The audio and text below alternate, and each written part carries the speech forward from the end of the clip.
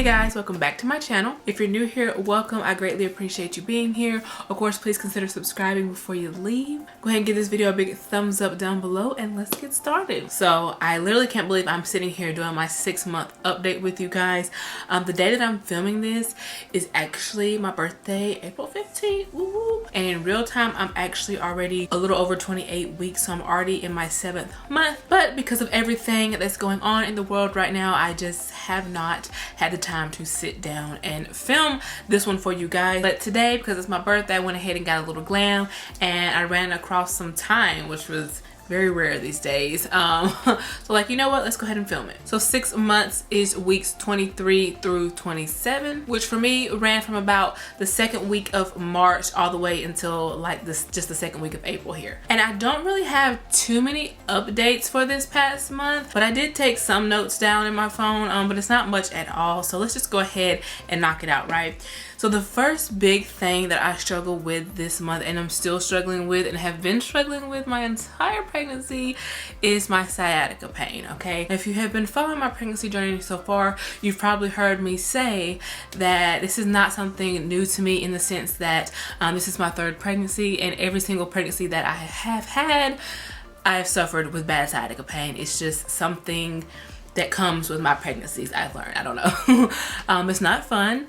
If you've dealt with sciatic pain, then you know just how painful it can be. Like I said, I've dealt with it through my other pregnancies, and I've dealt with it from the beginning of this pregnancy up until now. But for some reason, this past month, it really kicked up and got really bad. But I think that's because I was doing a lot more, you know, with us being quarantined and everything like that, having both kids at home. I'm having to do more with them. I'm cooking a lot more, I think we all are, and then starting to prep for baby. Like, it's just also, when I sit upright like this, like if I'm filming videos or I'm filming TikToks or doing makeup or anything like that, and you know, I'm having to sit from anywhere from 1 to, I don't know, 5-6 hours sometimes. That is when my nerve goes into overdrive and it's just killer. Like, to the point where it will hurt me for the rest of the night, and I have to like go to sleep and wedge a pillow either in between my legs or kind of like right up underneath my lower back, and then when I wake up, then I will be fine. Like, I don't know, it's crazy. Another thing that I mentioned here in my phone is that I'm actually still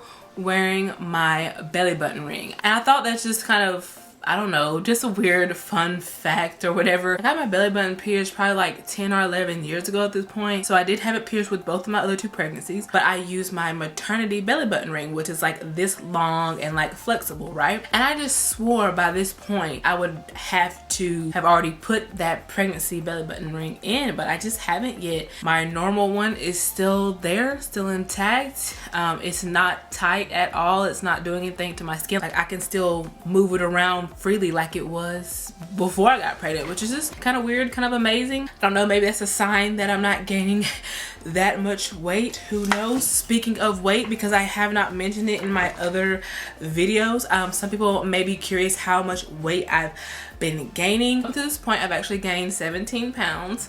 I'm just kidding, because actually that's pretty normal. Like I said, I just started my 7th month, so really only got about 2.5-ish more months to go. So as long as, you know, I don't just pick up an insane amount of weight within these last couple months, then I think I should be fine. In my other 2 pregnancies, by the end of them, I had gained about 30 to 35 pounds with both of them. So I don't know, I'm kind of anxious to see what I'll be sitting at by the time I'm ready to pop this time around. But so far we're only up to 17, so let's hope that it doesn't get too crazy. And by the way, I don't mean that in any negative way, because it is what it is. As long as my baby is healthy, that's all that matters. But with carrying extra weight, that comes extra problems, complications, and then once you give birth, it's also sometimes harder to get off. Been there, done that, okay? So we'll see. Also, somebody commented on like my last pregnancy update video, and they were wondering if I've had any like embarrassing symptoms, like gas or any other like embarrassing symptoms. And the answer, actually, surprisingly, is no. Now, I did have some like gas issues in my 1st trimester, I believe, and I did talk about it in my 1st trimester video, but aside from that, then no, it's crazy. I really haven't had any embarrassing thing at all. And that's actually what I've been telling people about this pregnancy also, is that out of all 3 of my pregnancies, this by far has been the easiest. Once I got past the first trimester, that is, this has been the easiest pregnancy symptom wise, and just the way that I feel and all that. But it has been the worst emotionally and stress wise, because if you haven't noticed, there's a lot going on in the world. I've also had a lot of stuff going on in my personal life and everything. So I definitely, despite it all, have still been trying to do my best to, kind of keep it.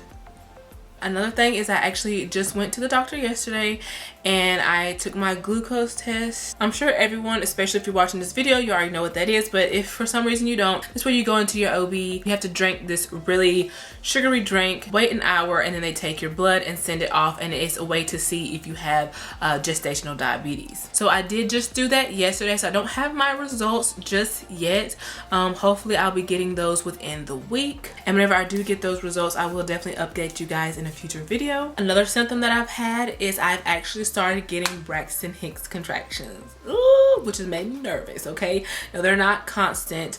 I don't even get them every single day, but I was laying in bed one day and my stomach started getting a little tight, and I'm like, there's no way this is happening right now, and it was. Like I said, I'm not worried about them right now because they're not consistent or anything like that, but it's just making things that much more real in my head, like, hey, the countdown is happening. By the way, I did read on my pregnancy app, and my doctor both said, that that's normal, and again, this is my 3rd pregnancy, so I do know that that is normal. You can start having Braxton Hicks anywhere, past 20 weeks or 25 weeks or something like that. I think I maybe started having them about my 26th week, 27th week, I think, that I started having them. But besides that, there's not really much left symptom wise to talk about. I told you guys didn't much go on this month. Not much has changed, but because I did just enter my 7th month, aka just started my 3rd trimester, I assume that I will definitely be seeing some major changes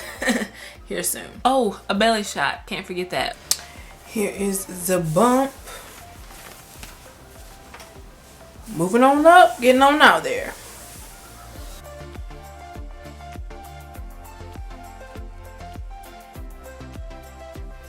But anyway, I did kind of want to just talk about the big elephant in the room here, which is the current pandemic going on in the world. It's affecting everybody. My heart goes out to everyone that has been affected by this virus, anyone that has lost anyone to this virus, anyone that has even just gotten sick and even recovered, had a family member that's gotten sick. Definitely goes out to all the healthcare workers out there, all the grocery store workers, the restaurants, just really everybody that has played a huge part in keeping the world together during this time, and just the world in general, because wow, it's definitely been a crazy time for everybody. But because I am pregnant and this is a pregnancy update video, I do want to kind of touch on that and that perspective there. It's definitely scary being pregnant during this time. I'm praying for all my fellow pregnant mamas out there, whether you just found out you were pregnant or whether you are about to give birth any minute. My heart goes out to you. I personally know what you're feeling right now, and yeah, it's just not a fun time. Baby showers are being canceled. I had to cancel mine. Maternity photo shoots are being canceled. A lot of moms are having to give birth without their full support team or even by themselves because they have nobody else to watch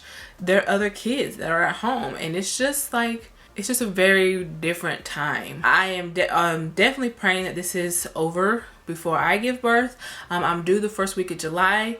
Obviously he could come at any time, so I'm just hoping he holds out for as long as possible, and I'm hoping that all of this kind of comes to an end real soon, because I don't know what I will do. I mean, obviously I'll do what I have to do to get through it when that time comes, but it's just not something that I want to experience. With my other 2 pregnancies, I got to experience things the normal way, and deliver the normal way and have everybody there and all of that, and it's looking like it won't be that way this time, and it's just weird and sad and makes me real uneasy, and especially because we can't get these memories back. I was looking forward to this pregnancy and this delivery and all of that, because I mean, obviously who knows, but I'm pretty sure this is gonna be my last. So with that being said, I really was trying to savor every moment, and most of the time I haven't even had time to really even sit down and savor everything because